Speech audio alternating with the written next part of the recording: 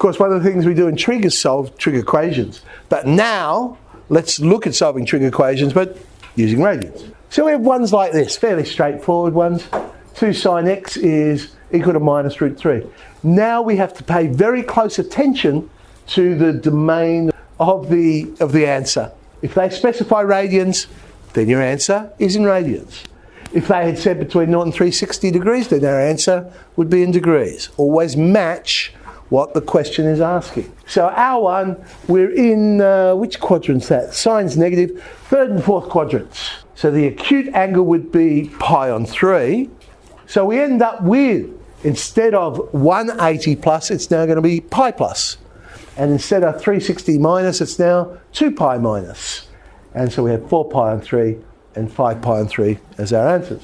Tan squared. Now it's plus or minus root 3. So we're in all 4 quadrants. The acute angle for this one would be pi on 3. So we're in all 4 quadrants. So we have the acute angle itself, pi on 3. Instead of 180 minus, it's pi minus. Instead of 180 plus, it's pi plus. Instead of 360 minus, it's 2 pi minus. And we come up with our 4 answers for this one. One that we can treat like a quadratic. It's just our pronumeral is cos x in this case. Make it look like a quadratic. Does it factorise? Multiply together to give negative 2, add together to give 1. Cos x plus 2, cos x minus 1. So we have 2 possibilities. Cos x equals negative 2 or cos x equals 1. So let's solve each of those. Well, hang on.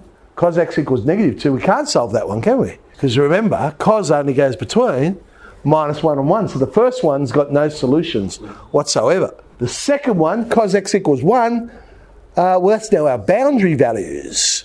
And now I'm thinking of the graph. I'm just thinking of the picture. When is it 1? Cos starts at 1, doesn't it? So it must be 0, but also 2 pi. Whenever 0 is a solution, 2 pi is a solution as well. You got both ends of the domain there. 4 sec squared equals 3 tan x plus 5. So I guess this was the next type of equation we looked at, where we could use our trig identities to simplify it down. Sec squared is, of course, 1 plus tan squared. So the equation becomes, eventually, tidying it up, again, we've got a quadratic. 4 tan squared minus 3 tan minus 1. 4 tan x plus 1, tan x minus 1. 2 possibilities. In this case, they are both possible. First one, tan x equals negative 1/4. Tan is negative in the 2nd and 4th quadrants. Let's find the acute angle. Not going to be an exact value, this one.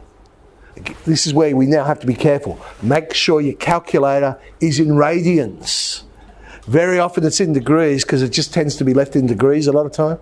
So make sure it's in radians. You should be able to tell whether it's in radians or degrees with your answer, because remember, a radian is much bigger than a degree. Mind you, when you look at this one, 0.245, yeah, I suppose that makes sense, because if it was in degrees, we'd be expecting a bigger number, wouldn't we? 0.245, and working our quadrants out, there we got 2.897 and 6.038. Okay, let's do the other one. Other one's a bit easier because we've got an exact value. Tan x equals 1 is pi on 4, isn't it? Tan 45 is 1, yeah. So in the 1st and 3rd quadrants, the acute angle is pi on 4.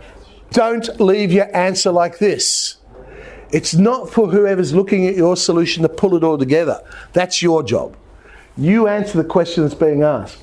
The question being asked is, what are the answers for this equation? Don't write it in 2 parts. Put it all together into one thing.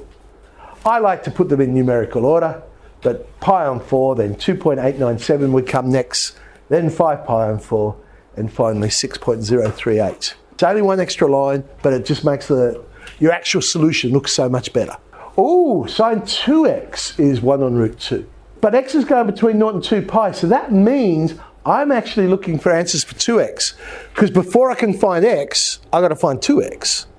And 2x will go between 0 and 4 pi.